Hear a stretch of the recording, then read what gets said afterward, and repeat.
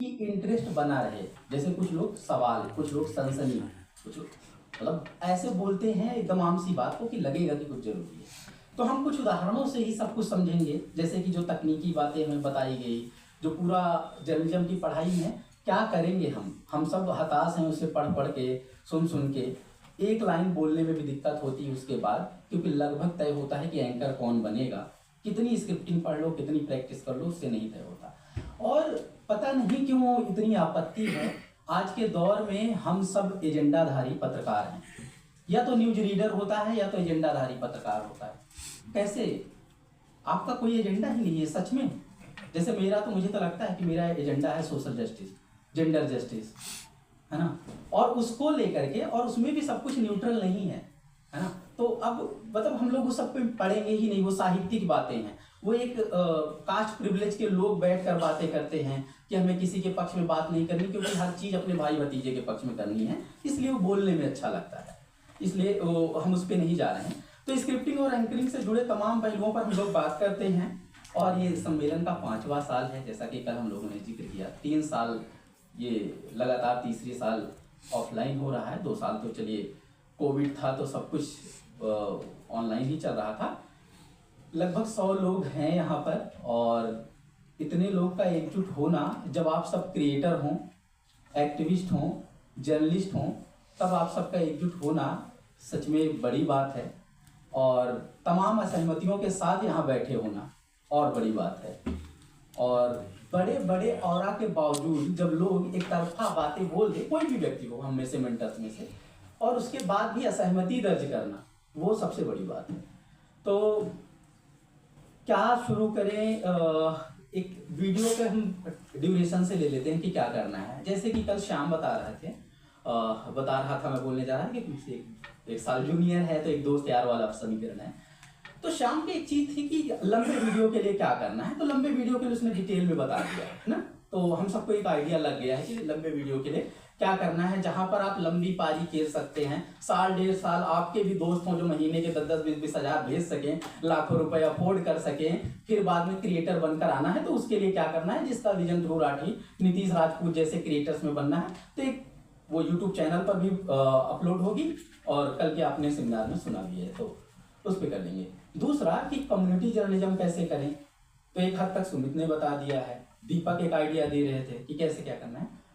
हम क्या करते हैं कि जो टेक्निकल और डिटेल वाली बातें उसको छोड़ छोड़ के आते हैं पॉलिटिकल सिचुएशन पे। हम सब पॉलिटिकल कमेंटेटर हैं, कितना भी कहें कि मतलब हमसे पॉलिटिकल से नहीं लेना देना, दिन भर हमारा पॉलिटिकल से ही लेना देना है। हम अपॉलिटिकल होने के प्रिविलेज में है ही नहीं। जिस वंचित समाज पर नजर रखते हैं, वहां से खबर आती है कि 8 साल की बच्ची को मार के दफन कर दिया गया, और खाप महापंचायतें बैठी, बोली कि 2 चप्पल मार दो, उसको डांट लगा दो, और आरोपी को बरी कर दिया। अब आप बताइए, ये अपॉलिटिकल व्यू बिना यहाँ कैसे आप बोल पाओगे? आप बोलोगे, आप उस जाति पर भी सवाल उठाओगे, आप उस खाप पर भी सवाल उठाओगे, और आप उनके पॉलिटिकल माई बाप पर भी सवाल उठाओगे। उसके बाद आपकी इस भाषा को उठाया जाएगा, कहा जाएगा कि बीबीसी वाले मधुर मधुर बोलते हैं, ये लोग देखो हर समय कुंठित रहते हैं क्या ना? आप उस प्रिविलेज में हैं कि नहीं? अगर हम कम्युनिटी जर्नलिस्ट की बात कर रहे हैं कि आप एक शानदार पॉलिश भाषा में एक ऐसी मधुर सी प्रेजेंटेशन तैयार करें कि बम गिर रहा है, अत्याचार हो रहा है, लेकिन आप उसकी एक डिटेलिंग में आराम से बताते चले जा रहे हैं। वो भी कानों को सुनने में बहुत अच्छा लगता है। मेरे खुद बहुत सारे फेवरेट जर्नलिस्ट हैं बीबीसी और तमाम जगहों पर, लेकिन वो कम्युनिटी जर्नलिस्ट के लिए, वंचित समाज के पत्रकारों के लिए तो बहुत काम की चीज नहीं है ना। तो हम क्या करेंगे कि हम एकदम हार्ड लाइन जा रहे हैं, क्योंकि हमने लगभग सबका कंटेंट देखा है जितने 3 साल सुनते हैं। आपके पास एक ही है कि जिस लाइन को और कोई नहीं पार कर पा रहा है, उस लाइन के पार जाकर आप बात कर रहे हैं। चाहे वो जेंडर की बात है, चाहे कास्ट की बात है, इवन कम्युनल लाइन जो बीजेपी पार करती है, तो उसमें क्या है, सिर्फ इतना तक, भाजपा विरोध तक तो है। ढेर सारा लिबरल है, कांग्रेस की रुझान वाले मीडिया हैं, लेफ्ट रुझान वाले मीडिया हैं, वो बात कर देंगे।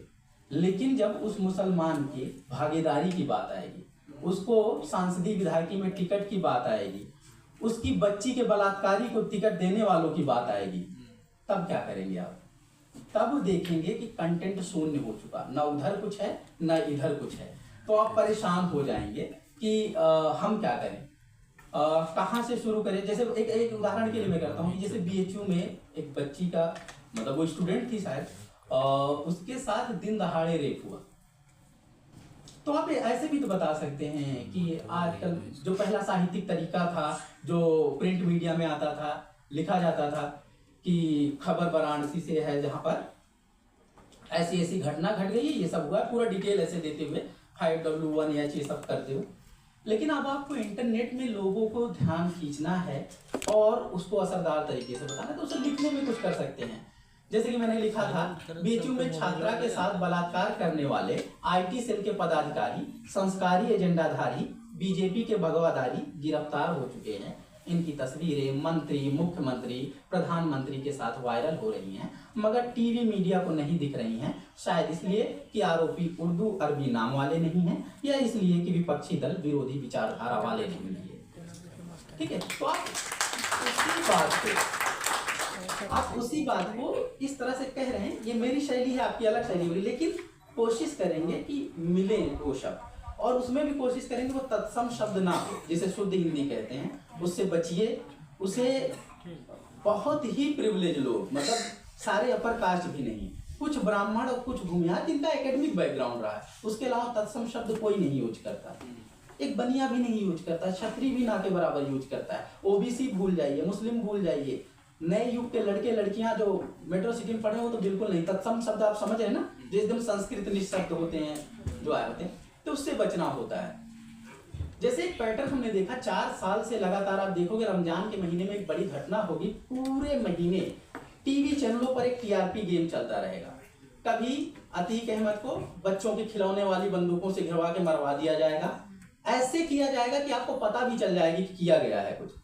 तो अब आप क्या करेंगे, वो तो सब बातें बता रहे हैं, सवाल उठा रहे हैं, तो जैसे मैं मतलब तरीका बता रहा हूँ कि ध्यान खींच कैसे सकते हैं, तो आप क्या करिए कि रमजान और मुसलमान का माफिया कनेक्शन जोड़ दीजिए। आप समझ रहे ना कि बात माफिया की नहीं है, माफिया तो सिंह टाइटल के भी 42 वहां है उत्तर प्रदेश में, इनकाउंटर ना के बराबर हो रहा है ना। माफिया एक जाति, एक पहचान, एक धर्म के नाम के लोगों के साथ हो रहा है ना, या फिर जो राजनीतिक प्रतिद्वंदी है यादव और जाटों के साथ हो रहा है। ठीक है, तो अब क्या करते हैं, जैसे मैंने एक लिखा था, रमजान के महीने में ही शहाबुद्दीन को कोरोना महामारी हो जाती है, रमजान के ही महीने में अतीक अहमद पर गोलीबारी हो जाती है, और रमजान के ही महीने में फूड पॉइजनिंग से हार्ट अटैक में मुख्तार की जान चली जाती है। तो सवाल उठता है कि सारे मामलों का रमजान कनेक्शन क्या है, माफियाओं के खात्मे का मुसलमान कनेक्शन क्या है, रोजा, शहरी और इफ्तार कनेक्शन क्या है, शहाबुद्दीन, अतीक और मुख्तार कनेक्शन क्या है, सांप्रदायिकता का मीडिया और सरकार कनेक्शन क्या है। ये पूरा कम्युनल जो ताकतें हैं, मीडिया जो है और गवर्नमेंट, इनके नेक्सस को आप बस हाईलाइट कर रहे हो। आगे आराम से बैठ के डिटेल में बताओगे, कविता पाठ नहीं है ये, बस ध्यान खींचने के लिए आपने 1 घंटे में जो बताना है उसको 1 मिनट में पहले लोगों का ध्यान दे लिया ना। यार जो कुछ होता है रमजान के महीने में, एक बड़ा उनका आइकन मतलब वो बहुत निगेटिव भी है, तमाम अपराध भी हैं, तमाम आपराधिक पृष्ठभूमि के लोग भी हैं, लेकिन देखोगे कि जिनको 5-5, 10-10 लाख वोट मिले हैं 2-2, 3-3 जिलों तक, जिनका एक औरा है, उनको सिस्टमैटिकली टारगेट किलिंग की जा रही है या करवाई जा रही है या सिचुएशन बताई जा रही है। तो अब उसको बताओगे ना, लोगों के मन में सवाल दें। आगे जब डिटेल दोगे, एक पत्रकारिता की खास बात, जब डिटेल दोगे तो जो बात है वही बताओगे। ये नहीं कि योगी ने पिस्टल पकड़ाकर सबको गोली मरवा दिया, नहीं ना, कैमरे में योगी पिस्टल पकड़ाते हुए नहीं दिखा था, तो गलत बात है ना। आप सवाल उठा सकते हो कि ये क्या मजाक है कि सांसद रहे व्यक्ति, विधायक रहे व्यक्ति, एक नेता रहे व्यक्ति को घेर कर मार रहे हैं और पुलिस ऐसे जैसे मक्खियां उड़ा रही है ना। तो आप ऐसे सवाल डिटेल में, लेकिन पहले क्या करेंगे, लोगों का एक ध्यान खींचने के लिए तरीके से बोल सकते हैं। अच्छा, वैसे तो सवाल जवाब का सेशन बाद में होता है, लेकिन वैसे कोई बता सकता है कि आप में से एक आइडिया किसको ये है कि जब आप वीडियो करने बैठते हैं, कोई वीडियो प्रेजेंट जरूर करता होगा हमारे बीच से, वीडियो करने बैठते हैं तो आपके दिमाग में जरूर आता होगा कि हम जो बात कर रहे हैं कोई ट्रोल करेगा, किसी के मन में आता है। और वो मुझे बस ये जानना है कि आप बस ये बताएं कि कौन ट्रोल करेगा, इस बात का आपके मन में किसका आता है, किसका डर आता है, वो किसी कास्ट ग्रुप का, किसी पॉलिटिकल पार्टी का, कोई प्रेजेंट करने वाला व्यक्ति बताए। अंधभक्तों से आपका मतलब है कि चलो बीजेपी को मानने वाले लोग वो ट्रोल करेंगे, है ना। अब आइए मैं वैसे तो बहुत सारे एग्जांपल्स हैं, दिखाते हैं। अब उनके दिमाग में एक चीज आ गया कि अगर मैं ये काम करूंगा तो वो ट्रोल करेंगे, ठीक है। तो उनका मोस्ट पॉसिबिलिटी ये है कि वो वीडियो बीजेपी के अगेंस्ट ही कर रहे हैं, ऑब्वियसली तभी वो कर रहे हैं। दूसरा कि अब उनके मन में ये है कि उनको धूल चटाने के लिए कुछ भी कर जाएंगे। यहां से रंजिश पनपती है, क्योंकि जवाब देने का आपने पहले ही ठान लिया। तो क्या करना है कि हमें जब बोल रहे हैं, बता रहे हैं, मुद्दे पे ही हम लोग बोलते हैं, है ना। हम कैसे अच्छे प्रेजेंटर बने, वो डीडी न्यूज वाली नीलम मैम बेहतर बता के गई होंगी, जो 42 साल तक लगातार प्रेजेंट की हैं अच्छे से। लेकिन हम कैसे मुद्दों पर बोले, या राजनीतिक दलों पर बोले, राजनीतिक मसलों पर बोले, सामाजिक मसलों पर बोले, तो उसमें बीच की लाइन क्या है। तो जब आपको कंटेंट क्रिएट करने के पहले ही पता है कि एक वर्ग right wing, Hindu right wing आपको ट्रोल करेगा, बीजेपी समर्थक ट्रोल करेंगे, तब फिर आपको लगने लगता है कि उसके अगेंस्ट करते हैं, और इसी आंधी में बहकर आप उनसे बड़े ट्रोल बन जाते हैं और ऐसा कंटेंट क्रिएट करते हैं कि बिल्किस के बलात्कारियों को सवाल उठाते उठाते आसिफा के बलात्कारियों के यार को जस्टिफाई कर जाते हैं। आप समझ रहे हैं ना कि इधर कुछ भी हो रहा है, क्योंकि आपको जवाब देना है, ये एक ह्यूमन नेचर है। जब आप पर अटैक हुआ है, जब आपको लगता है कि अरे जैसे श्याम बहुत बार आपा खो देता है, जो लोग सोशल मीडिया पर उसे पाओगे, इसलिए नहीं कि वो श्याम के नेचर में बहुत हम्बल है, कल आप लोगों ने देखा ना, बहुत प्यार से बात करता है। लेकिन जब कोई पर्सनल गाली दे रहा है तो इंसान का दिमाग फिर वहीं तक चला गया। तो ट्रोलिंग के शिकार हम सब होते हैं। इसलिए क्या करने लगते हैं कि कंटेंट और पार की बाइनरी में बनाने लगते हैं। तो उससे बचने का एक तरीका ये है कि कल हिस्टोरिकल कॉन्टेक्स्ट में भी बात हुई कि इस देश में भी मुल्क की आज़ादी की एक जंग चल रही थी, दूसरी तरफ कांग्रेस उसका झंडा उठाए चल रही थी, बीच में बाबा साहब कुछ और कर रहे थे। वो तो इस हार्ड लाइनर एक्टिविस्ट में भी नहीं थे और वो साम्राज्यवाद के समर्थक भी नहीं थे। आप जब सामाजिक न्याय के पक्ष में हैं, आप जब न्याय की बात कर रहे हैं, तो आप आर और पार में नहीं रहेंगे, आप दोनों तरफ सवाल करेंगे और अपनी बात रखेंगे। तो अभी पत्रकारिता में क्या है कि कोई डिफाइंड चीज तो है नहीं कि एडिटोरियल लाइन क्या होना चाहिए, कंटेंट क्या होना चाहिए, वो तो सिचुएशन पे ही आती है। लेकिन एक मोटे तौर पर हम सब ये डिसाइड कर सकते हैं कि पहली चीज एक लाइन जो नहीं पार करनी है वो ये है कि कॉन्स्टिट्यूशनल फ्रेम के बाहर कुछ नहीं जाना है। और उसका प्रियम्बल ही एक, सब लोग का पूरा कॉन्स्टिट्यूशन तो नहीं पढ़ने जा रहा है, उसके प्रियम्बल में जो मूल बातें हैं उसको नहीं भूलना है, उसमें बदलाव नहीं लाना है कि 3 साल तक आप बोलते रहें कि अल्पसंख्यकों के पास भी मौके होने चाहिए, अल्पसंख्यकों को भी विश्वविद्यालयों में भागीदारी मिलनी चाहिए, और कहीं से कोई प्रॉफिट मिले तो तुरंत सवाल उठाना शुरू कर देना चाहिए कि अल्पसंख्यकों को ज्यादा सीट मिल गई है, अब उनको हिस्सेदारी नहीं मिलनी चाहिए। उसकी आप स्टडी करिए कि क्या हो रहा है। कहीं ओवर रिप्रेजेंटेड है तो वहां पर SC ST समाज के लोग कैसे रिप्रेजेंट होंगे, उनका रिजर्वेशन क्यों काटा जा रहा है, और जहां वो नहीं रिप्रेजेंटेड है, जहां वो 15% 18% आबादी है, वहां 2% मुसलमान क्यों। तो ये सब पढ़ेंगे, देखें। तो अभी क्या करना है, ये मुद्दे अलग अलग आते रहेंगे, लेकिन एक मोटे तौर पर कि कॉन्स्टिट्यूशन का जो प्रियम्बल है उसके आइडिया पे रहेंगे ना। तो भले बाद में जोड़ा गया है, लेकिन उसमें तो सेकुलरिज्म भी है। तो आप क्या करेंगे, आप सोशल जस्टिस के प्रो रहेंगे, जेंडर जस्टिस के प्रो रहेंगे, सेकुलर रहेंगे, तो बहुत कुछ गड़बड़ाने की जरूरत नहीं है। अब सोचिए ना, क्या अमीश देवगन के पास कमी है किसी चीज को सीखने की? क्या ये जो टीवी के एंकर आप देखते हैं अर्नब गोस्वामी के पास, उनके पास किसी संसाधन की कमी, ऐसे रोज सेमिनार करवा सकते हैं, लेकिन उनको बेसिक्स क्यों नहीं पता है? वो क्यों किसी नस्ल का कत्लेआम करवाना चाहते हैं? पता सब है, बात इंटेंशन की बात है कि आपका रोजगार क्या है। उनका रोजगार है नफरत बेचना, आपका रोजगार क्या है? दूसरों का भी, दूसरे साइड जो है, जिसको आप लोग एक बैनर टर्म में बोलते हैं लिबरल मीडिया, जिसमें शायद मैं भी, क्योंकि मैं बहुत विपक्ष की बातें करता हूँ, विपक्ष के लोग बहुत पसंद करते हैं, तो मैं वहां से भी देख पाता हूँ कि उधर भी एक लाइन बनी हुई है कि हर हाल में मोदी को मिटाना है, हर हाल में इजराइल को नक्शे से मिटा देना है। ये वो लाइनें हैं ना जो आपको सोचने नहीं देती कि बीच में कुछ न्याय संगत बात कहाँ है। तो कुछ मैं एग्जांपल ही बता दूं क्या, क्योंकि हम सोशल इश्यूज पे भी बात कर लेंगे कि अगर बोलना है तो उस पर कैसे बोलेंगे। और जो सबसे कठिन है, जब आप बहुजन क्रिएटर होते हैं, ये मैं 3-4 देखे फिर 3-4 एग्जाम्पल बता दूं। जब आप बहुजन क्रिएटर हैं तो आपकी लड़ाई सिर्फ भाजपा कांग्रेस से नहीं है, इस मुल्क के सबसे पॉपुलर कैरेक्टर से भी आप क्या करोगे, जिनको सब पूज रहे हैं, इंडिया अलायंस, मैं भगवान की बात कर रहा हूं, जो एक बहुसंख्यक आबादी के लिए भगवान है, वो आपकी जिंदगी को नरक बनाने वाला आइकन है। ये मैं नहीं कह रहा हूं, ज्योतिबा फूले, बाबा साहेब, सबने कहा है, तब आप क्या करोगे, उसको भी तरीके से प्रेजेंट करोगे, किसी के रेफरेंस से प्रेजेंट करोगे। आपको जाके झगड़ा नहीं लेना है ना, और क्यों लेना है, फिर तो आपको भी नफरत की कैटेगरी में डाल दिया जाएगा। तो जैसे मैं एक पॉलिटिकल लाइन के लिए पिछले साल 2 साल पहले जब यूट्यूबर्स मीट में एक एंकर वाली क्लास हुई थी, तो मैंने ढेर सारी बातें बताई थी कि उसमें वीडियो के प्रीव्यू में सुमित ने जो लगाया था वो बड़ा, क्योंकि बार बार मैं सुन रहा हूं तो रट भी गया कि उसमें मैंने बोला था कि एक तरफ आजादी का अमृत महोत्सव मनाया जा रहा है, दूसरी तरफ बलात्कारियों को आजाद कर दिया जा रहा है। बिल्किस के बलात्कारियों को आजाद किया गया था। तो एक तरफ आजादी का अमृत महोत्सव मनाया जा रहा है, दूसरी तरफ बिल्किस के बलात्कारियों को आजाद कर दिया जा रहा है। बताओ किसकी आजादी रोकी जा रही, किसको ज्यादा आजाद किया जा रहा है। इस एंगल से सुना था। अब हमारे देश में कंटेंट की कमी नहीं है, ये मैंने सवाल उठा दिया, एक तरफा बाइनरी बना दी कि बीजेपी बलात्कारियों के समर्थक की समर्थक है। लेकिन आइए, इस देश में विपक्ष भी कम थोड़ी ना है। आप देखिए कैसे उस चीज को मुझे और दोगुना कंटेंट दे रहा है। तो यानी कि आप अगर कंटेंट में खुले हुए हैं तो दोगुना कंटेंट कैसे आ जाएगा। कि हमने पूछा कि बिल्किस के बलात्कारियों के तरफदार को एमएलए क्यों बनाया, मोदी जवाब दें, हिम्मत नहीं हुई। तब राहुल गांधी ने जवाब दिया, बच्ची आसिफा के बलात्कारियों के संरक्षक को टिकट दे दिया। बलात्कारियों को संस्कारी ब्राह्मण बताने वाले नेता को मोदी ने विधानसभा में टिकट दिया, तो बलात्कारियों के समर्थन में रैली निकालने वाले नेता को राहुल गांधी ने लोकसभा में भी टिकट दिया, विधानसभा में भी टिकट दिया। लाल सिंह दोनों चुनाव हार गया, यानी मेजोरिटी ने उसे वोट नहीं दिया, मगर मुसलमानों ने एक साथ एक मुश्त वोट दिया। गुजरात में हिंदुओं ने मुस्लिम से नफरत में मोदी को वोट दिया, कठुआ में मुसलमानों ने मोदी से नफरत में लाल सिंह को वोट दिया। इस तरह मोदी बनाम मुसलमान में पूरा देश उलझ गया। बिल्किस और आसिफा क्या फर्क पड़ता है, पूरा देश भाजपा बनाम कांग्रेस में उलझ गया।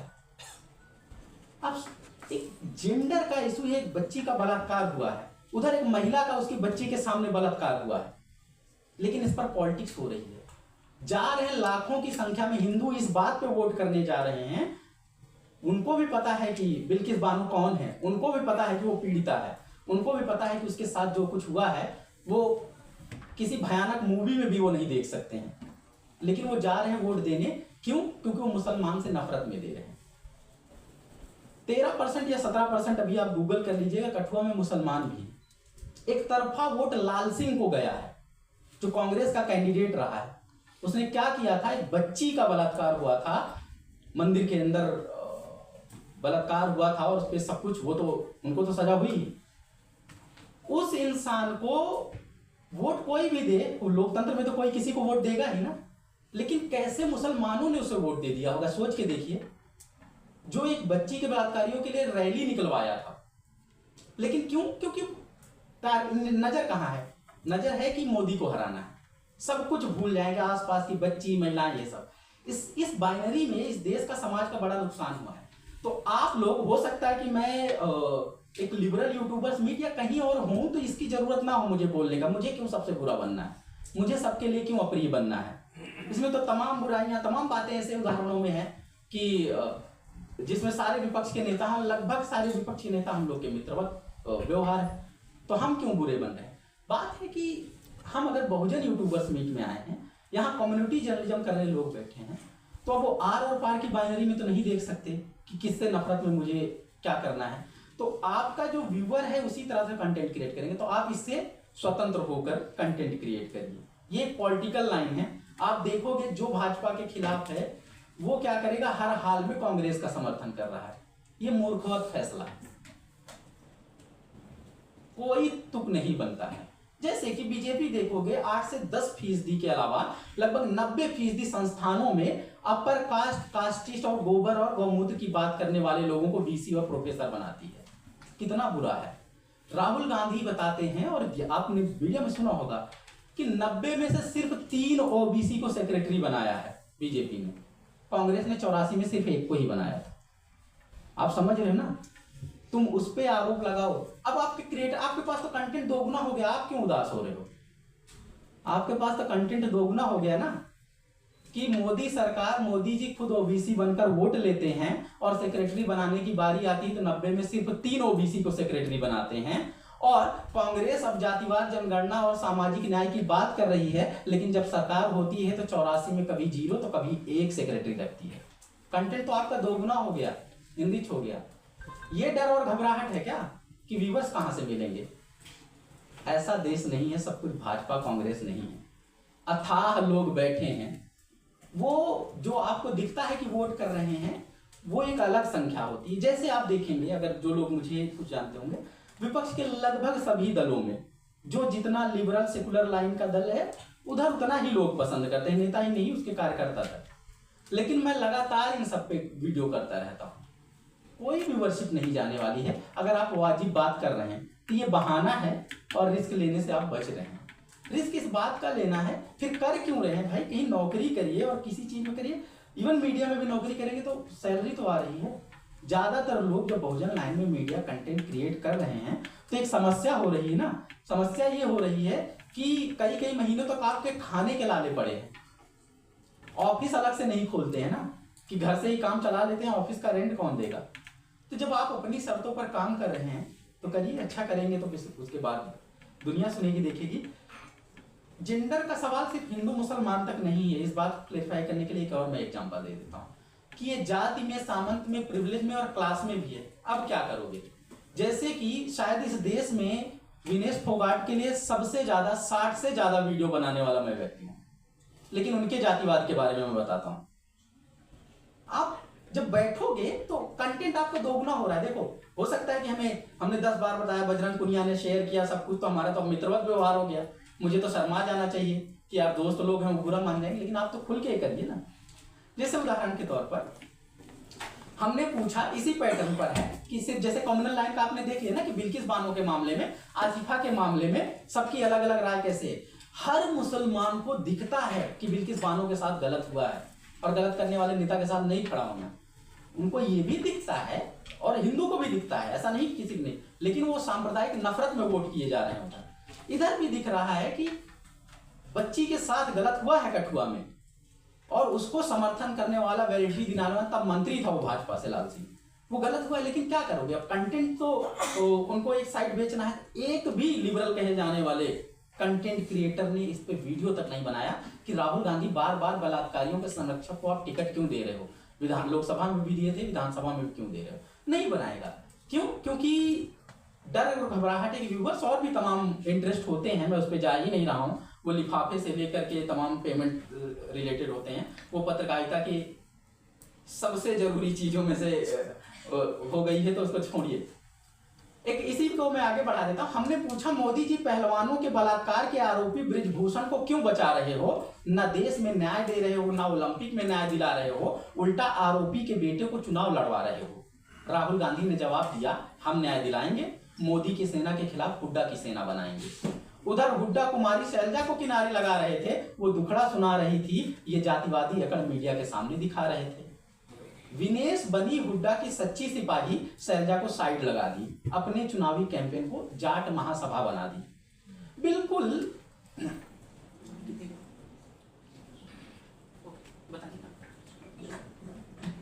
इसको लगा लो। मैं ये बातचीत कर रहा हूँ, अभी शायद रवीश जी ज्वाइन करने वाले हैं, तो उनको सुन लेंगे हम लोग। तो अब क्या हो रहा है कि जो कुछ हुआ है, आप देखेंगे कि विनेश के साथ गलत हुआ ना, कि एक सांसद, एक पावरफुल व्यक्ति, प्रधानमंत्री का खास व्यक्ति अपनी ताकत का इस्तेमाल कर रहा है, अकड़कर बोल रहा है मीडिया में, उसके न्याय की हम लोग बात नहीं कर पा रहे। लेकिन जब दूसरे साइड आप देखते हैं कि जब उन्हें मौका मिला, जब चुनाव लड़ने लगी और हरियाणा की मोस्ट प्रिविलेज, डोमिनेंट और पावरफुल कास्ट की तरफ से उन्हें रिप्रेजेंट करने का मौका मिला, तो उनके राज्य की जो दूसरी सबसे पॉपुलर नेता है, 16 आइकन का पोस्टर लगे, उसमें कहीं नाम नहीं। 1.5 महीने कैंपेन चला, कहीं नाम नहीं। मीडिया में बयान आया, सब दरकिनार कर दिया। क्यों? क्योंकि अब वही तो बात हुआ कि राजनीति ने जैसे ही मौका दिया, कि जैसे बबीता फोगाट का स्टैंड था वैसे ही विनेश ने अपना लिया। तो अब आप क्रिएटर के तौर पे क्या करेंगे? जब जब गलत हुआ विनेश फोगाट के लिए, ब्रिजभूषण के खिलाफ आवाज उठाएंगे। जब वो इग्नोर कर रही हैं मुद्दों को, जाति के सवाल को, तो आप उनपे भी जाति के लिए सवाल करोगे। तो ये आपका जेंडर जस्टिस भी हो जाएगा और सोशल जस्टिस भी हो जाएगा। लाइन एकदम क्लियर हो। बताना सुनिए। और ये हम घूम घुमा के पॉलिटिकल पे ही आ रहे हैं। मैंने कोशिश किया कि जेंडर पे, किसी को कुछ लगता है कि ऐसे कुछ उलझ जाने वाले सवाल आते हैं। चलिए, जो सबसे ज्यादा शर्माने वाला है, समलैंगिकता जैसे मामले जब आ जाते हैं तब लोग कोई स्टैंड नहीं लेते। जैसे मैं पूरा वीडियो ढूंढ रहा था, कहीं नहीं मिला मुझे जब एक फैसला आया था। तो क्या करेंगे, जैसे समलैंगिक मामलों पर कोई फैसला आया है और वो कह रहे हैं समलैंगिक विवाह को हम मान्यता नहीं दे सकते, तब आप क्या करेंगे? तो आपका जो स्टैंड होगा, जैसे मेरा जो स्टैंड है मैं उसका बता रहा हूँ, और हो सकता है आपका अलग स्टैंड हो तो आप उसके हिसाब से बनाएंगे। बस कोशिश करिएगा कि किसी के न्याय के खिलाफ आपका स्टैंड ना हो। जैसे जिस समाज में महिला और पुरुष की शादी वो खुद नहीं तय करते, घर परिवार से तय होती, पड़ोसी रिश्तेदार से तय होती है, नौकरी और कार से तय होती है, धर्म और जात से तय होती है, हैसियत और औकात से तय होती है, वहां की सर्वोच्च न्यायालय ने सेम सेक्स मैरिज यानी समलैंगिक विवाह को मान्यता देने से इनकार कर दिया है। कोई हैरानी की बात नहीं है। जिस परिवेश में आबादी दिन रात इसलिए बढ़ रही है कि ऊपर वाले की कृपा बरसती है, जिस परिवेश में आबादी दिन रात इसलिए बढ़ रही है कि ऊपर वाले की कृपा बरसती है, फल फ्रूट खिलाने से, मंत्र उच्चार सुनाने से, तरह तरह बहलाने से गर्भावस्था आ जाती है, सेक्स शब्द बोलने में पर शेमिंग की जाती है, वहां सेम सेक्स पर चर्चा करने के लिए सर्वोच्च अदालत के जज बैठे, ये क्या कोई कम बड़ी बात है? आप क्या कर रहे हो? क्योंकि जजों पर डायरेक्ट बोलना आपके लिए कहा जाता है कानूनी रूप से अड़चन हो जाती, तो बोलो यही बहुत बड़ा एहसान कर दिए कि आपने सेम सेक्स मैरिज पर बात कर दी। हम आपसे उम्मीद ही नहीं करते कि आप प्रोग्रेसिव सोच के होंगे। इससे क्या होता है, लीगली तो उनको वैलिडिटी मिल गई, लेकिन सोशली आप उन्हें इनवैलिड करवा सकते हो। अपने लोगों में ये संदेश दे सकते हो कि ये सब पैट्रियार्क ब्राह्मणिकल कास्टिस्ट कल्चर के पोषक लोग हैं। आप रवीश जी आप जुड़िए और कुछ लोगों से इंटरेक्ट करिए, बातचीत करिए, हम आगे बातचीत को जाएंगे। Thank you so much summer, और काफ़ी इंटरेस्टिंग रहा आपका स्क्रिप्टिंग और एंकरिंग पे।